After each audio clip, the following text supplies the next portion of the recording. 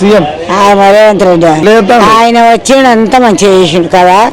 2500 ఇంటికాడ వాళ్ళకి ఇస్తాను అవి ఇస్తలేడు. 4000 పింఛన్ ఇస్తా ఓటు వేస్తా అన్నాడు, ఓటు వేయించుకోండు. ఎవరికి ఇచ్చిండు ఆయన ఉన్నంత ఉత్తమే లేదు ఎవరికి ఇచ్చినాడు కానీ గలీజ్ కాదు. ఏమిటికి ఇంకా కేసీఆర్ అన్నాం కడుస్తాల కూడా ఆయన 2000 చేసినాడు మంచివాడు. 4000 పింఛన్ చేస్తా, 500కు గ్యాస్ చేస్తానే. 500 ఎవడిస్తుండు అన్ని చెప్తాడు దొంగ. 15 నెలలు ఎట్టుంది పరిపాలన? ఏముంది అంత పాడు చేసిండు, ఇంకేముంది అయ్యా. కోటీశ్వరాలను చేస్తున్నాడు మహిళల్ని. ఆయన కోటేశ్వరు కాకుండా చాలు అందరు నడబండ పెట్టు, అందరు నడబండ పెడతాడు, ఆయన కోటేశ్వరు అవుతాడు. పొద్దున్న లేస్తే కేసీఆర్ తిట్టుకుంటూ కూర్చుంటాడు.